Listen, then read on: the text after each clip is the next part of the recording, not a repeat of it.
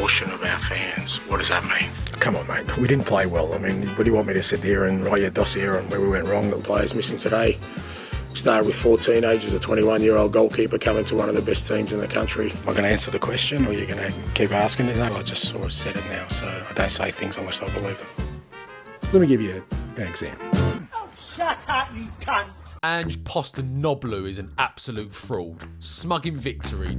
Let me give you an example, right? Childish in defeat. Am I going to answer the question, or are you going to keep asking it? This overgrown baby of a man is on borrowed time, and when Frankfurt, with Hugo Ekitike and co, rip us a new arsehole in the Europa League next week, we can finally wave goodbye to a man who's turned a half-decent squad of players into a team that would struggle in the Championship. Tactically naive, constantly starting players in the wrong positions, and putting his trust in players that are clearly not good enough for the Premier League.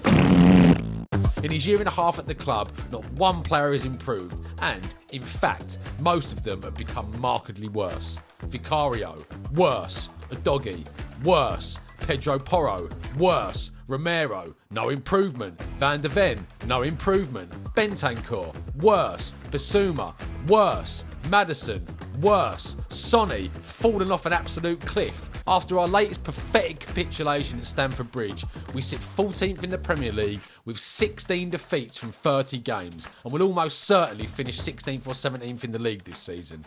To put that into context, Birmingham City were relegated in 2011 with 15 defeats, and we still have 8 games left to play. 34 points from 30 games, with 3 defeats and a draw in the last 4 games. In seasons gone by, Spurs would almost certainly be mired in a relegation dogfight, and it's only that the bottom 3 are so unbelievably shit this year that we're just about keeping our heads above water. And remember, we've lost to 2 of those bottom 3 teams at home. He bigs up his past managerial record.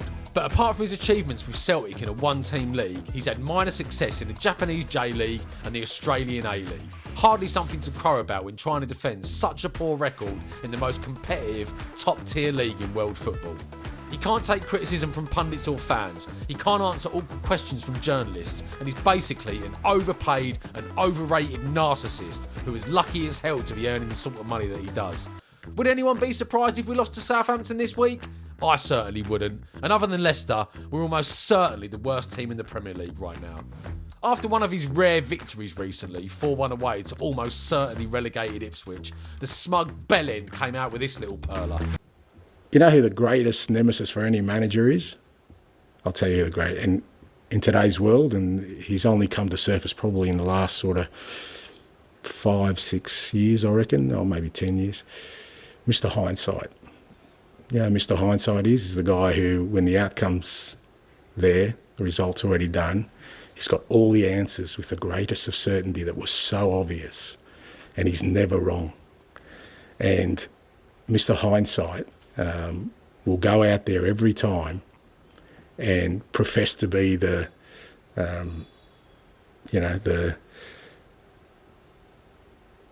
oracle of all oracles, because he just deals with what's happened after the event, never before. And there is such a massive Mr. Hindsight. I mean, the Killer should do a song about him. I'd definitely buy it. That's the one that just about every manager will go around. Nah, I mean, you don't. You want to be critical, or you want to have really strong sort of opinions about things. State them before the event. Make them really clear and stand by them when they're wrong. Well, rather than hindsight, Ange, let me give you some foresight. We will lose heavily on aggregate to Frankfurt and the Europa League, and you'll be out on your arse within the next couple of weeks, and it will be a case of goodbye and good riddance.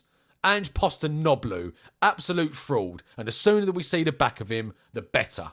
Yeah, thanks for that, mate. Fuck off. But